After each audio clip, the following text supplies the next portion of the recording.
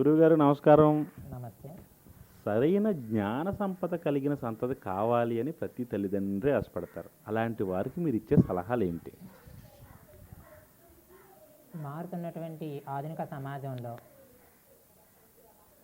Technology ఎంతైతే పరిగెడుతుందో దానికి అనుగుణంగా వివిధ శాస్త్రాల్లో ప్రతి ఒక్కరికి కూడా ఆలోచన విధానంలో మార్పులు వచ్చాయి.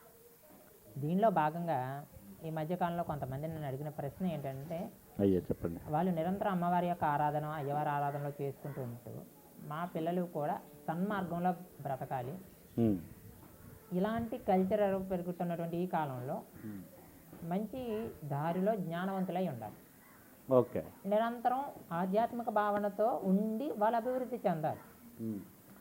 ఈ ఇలాంటి సమస్యను తీసుకొచ్చిన సందర్భాలు కొన్ని జాతక చక్రాల్లో చూడడం జరిగింది. అసలు ఎలాగా మంచి సంతతిని పొందడానికి ఆస్కారం ఉంటుంది.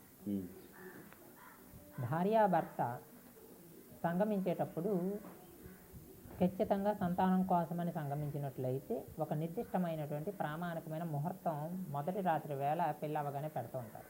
అవునండి. అది ఎందుకు పెడతారంటే సత్సంతానానికి. ఆ సందర్భంలో కలిసినప్పుడు తదుపరి అమ్మాయి అంటే ఆ అమ్మాయికి నెల అదే పీరియడ్ ఆగిందని చెప్పినప్పుడు ఆ 9 నెలల కాలం కూడా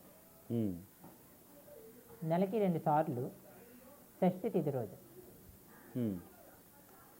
శ్యామల అమ్మవారికి ఆగామిత సంతానాన్ సమస్త సుబుద్ధి సుకర్మానుసారనే జ్ఞాన ప్రజ్ఞ సంప్రాప్తి సిద్ధ్యర్థం అనే సంకల్పంతో అమ్మవారికి ఆరాధన కానీ హవనము కానీ చేస్తే మీరు మ్యానుఫ్యాక్చరింగ్ జరుగుతున్నప్పుడే మీరు అమ్మవారిని పట్టుకుంటున్నారు డైరెక్ట్గా వెళ్ళి. ఎవరైతే జ్ఞానానికి ప్రజ్ఞకి అధిపతో ఆవిడకి ముందుగానే చెప్పడం వల్ల ఆవిడ బ్లెస్సింగ్స్ ఈ 9 నెలలు మీరు చేసే క్రియ వలన వచ్చేటువంటి సంతానం కంప్లీట్ జీనియస్ అయి ఉంటారు. ఇక్కడ శ్యామలాదేవే కాకుండా దక్షిణామూర్తుల వారు, శ్యామలాదేవి, లక్ష్మీ హయగ్రీవుడు, మహాగణపతి, ఈ నలుగురికి సంబంధించి అంటే ఒక్కొక్కరు శాక్తేయంలో ఉన్న వారందరూ అమ్మవారిని పట్టుకుంటారు, శైవంలో ఉన్న వారందరూ దక్షిణామూర్తిని పట్టుకుంటారు. ఇలా మళ్ళీ శాఖలు ఉన్నాయి. కొంతమంది మన వైపు పర్వాలేదు, ఉమ్మడి జాతకాలు సాగిపోతున్నారు. కానీ కొన్ని ప్రాంతాలలో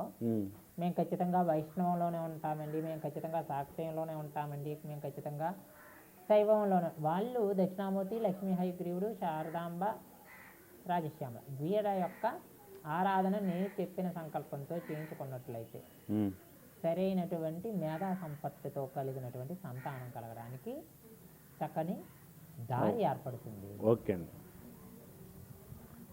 సో వారు పుట్టి పెరిగిన తర్వాత కూడా మంచి లక్షణాలతో చదువు సంధ్యలతో ఉంటారంటారు. ఓకే గురుగారు.